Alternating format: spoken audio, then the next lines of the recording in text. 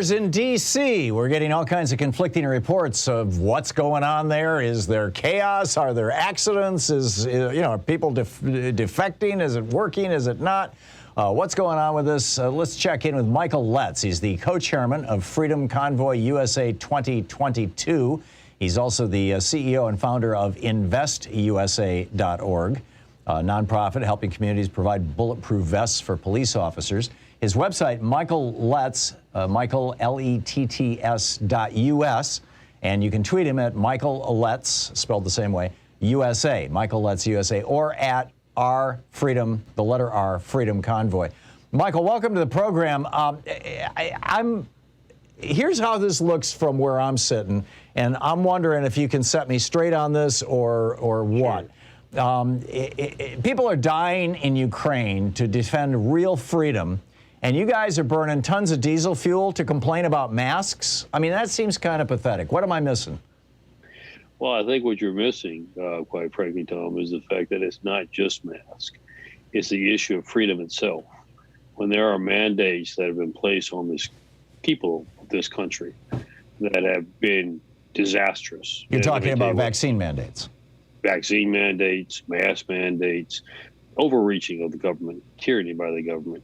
And in fact, what it has done to the business, the economy, to the children who can't even participate in schools without fear of being ostracized because they're not wearing the right mask or because of the fact of getting too close to children. Enough is enough.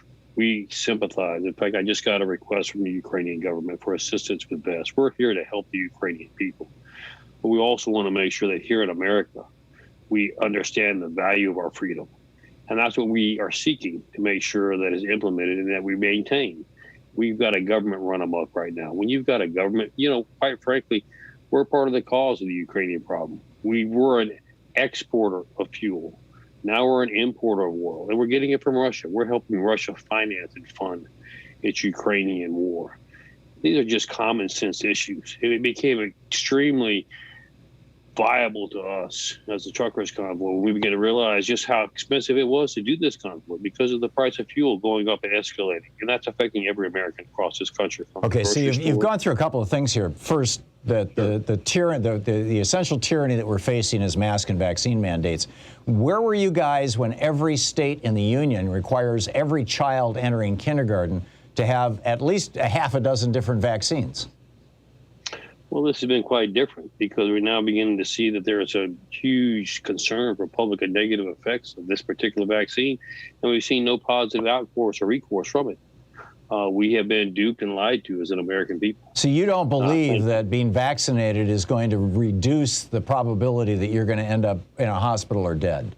You just don't believe that? I don't think there's any. I don't believe that. I don't think there's any evidence that really proves that. I think the CDC has consistently and HWO consistently changed their story.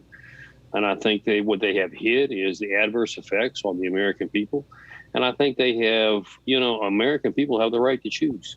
If I have all the facts, I should be able to choose. To the best of my knowledge, that's by and large the case. There are no federal vaccine mandates. There are vaccine mandates for private employers.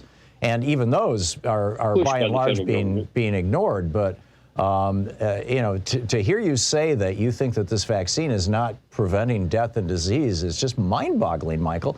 I don't know where you're getting your information. No, let's set the record straight.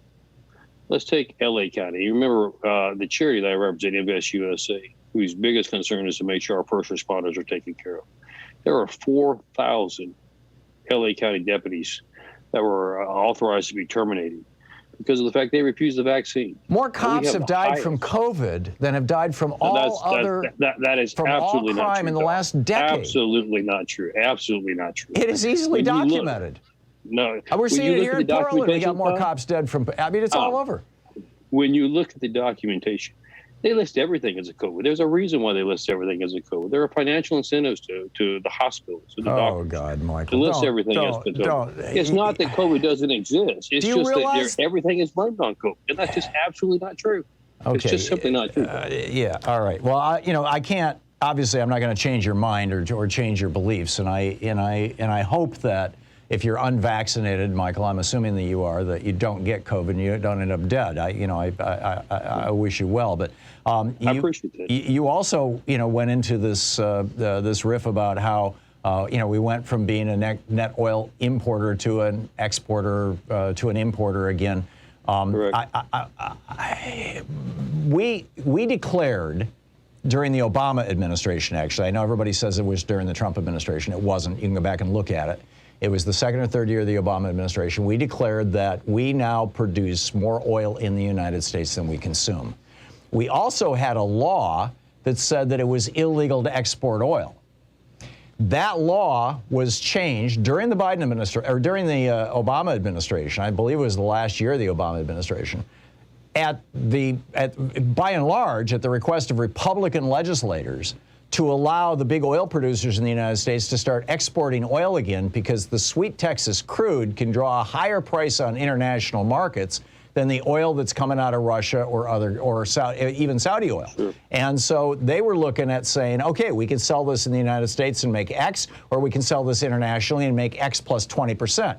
So they lobbied to get that law taken down. These giant international oil corporations are the ones who are exporting the sweet Texas crude, the really good high-quality oil, which is therefore creating a need to import other oil into the United States.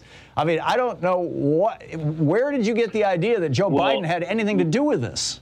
When you shut down the Keystone Pipeline, you shut down the ability. That was not for American oil. The Keystone Pipeline was going to an oil refinery in Texas that could deal with the high sulfur, crud oil that's coming out of, it's not even really oil, it's a coal slurry that was coming out of Canada. And that refinery is 100% for export. It was going to South America and to China. None of that oil was destined for the United States. And by the way, it wasn't American oil. It was foreign oil. It was Canadian oil.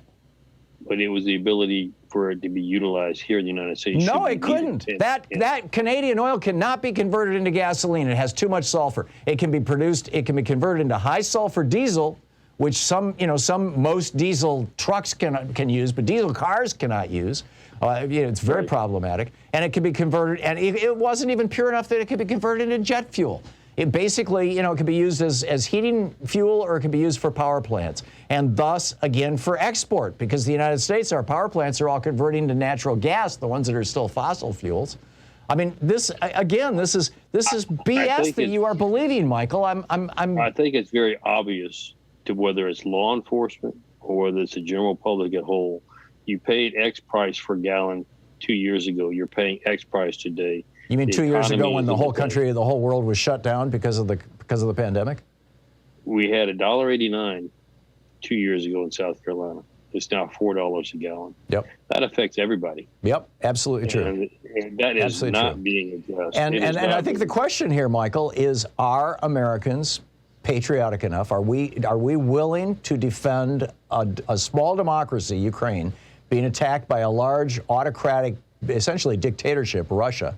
Are we willing to pay? I mean, it's 0.5% of U.S. oil consumption is the Russian oil exports that are coming, or imports into the United States, which arguably should increase the price of gas by about 5 cents. But you and I both know that the oil companies, which made the 5 largest oil companies operating in the United States last year, made the largest profits in the history of the United States. They made their largest largest profits in their history of existing as oil companies ever last year. Well, Tom, and they're taking 40% of that money and they're using it to buy back their own stock from the stock market, so that their CEOs and executives can, instead of taking home millions of dollars a year, can take home tens to hundreds of millions of dollars a year. That's what they're doing with this. Are we patriotic enough to say to the oil companies, enough? And are we patriotic enough to say, and if we have to pay a little more at the pump to support Ukraine, we're willing to do it? Are you? No question about that, Tom, but I don't think it comes to having to pay more at the pump. Quite frankly, I think you and I are on the same page there. America first. And quite frankly, the exporting that we don't need to be paying Russia for their oil, and they've used those proceeds to fund their war on Ukraine. Yeah. And quite frankly, we don't need to be allowing oil companies to be using their greed to benefit and profit off the U.S. people. Yeah, America I'm with you on that too. So, Michael, let me just of being told and dictated what to do. Yeah, and forgive my interrupting, but I'm noticing that I've got about a minute and a half here before the machine is going to step on us both. We're talking with Michael Letts, the co-chairman of the Freedom Convoy USA, the so-called trucker convoy in Washington, D.C. So where are you guys at, and what are your plans here, Michael?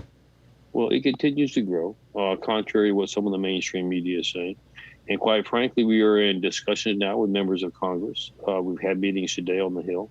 And we wanted to make sure that what are you it's asking clearly for? understood. Very simple. There is no need anymore for the Emergency Powers Act. I mean, the mandates are being rescinded on their own. There's no need to maintain that clout or that club over the head of the American people. Quite frankly, this thing has panned out. It's time to move on. It's time for the American people to decide what is best for their own health needs. Isn't that what's happening right now? It is what's happening. We're in the right direction, but we're not there yet, Tom. I mean, we know, you and I both know how Congress and all works. Smoke and mirrors game. They promise you one thing and do something else. Yeah, we just want truth and honesty to the American people. Well, that would be a fine thing, Michael, and a great note to end this on. Truth and honesty for the American people. Always. I'm glad we agree on something, Tom. I think it's a lot of future in this country. There you go. For the both of us. Michael, thank you. Thank you for a very civil conversation. I appreciate it. Michael Letts, you can find his, well, first of all, investusa.org, his company, michaelletts.us, LETTS.us, and Michael Letts USA or at Freedom Convoy on Twitter. Thank you, Michael.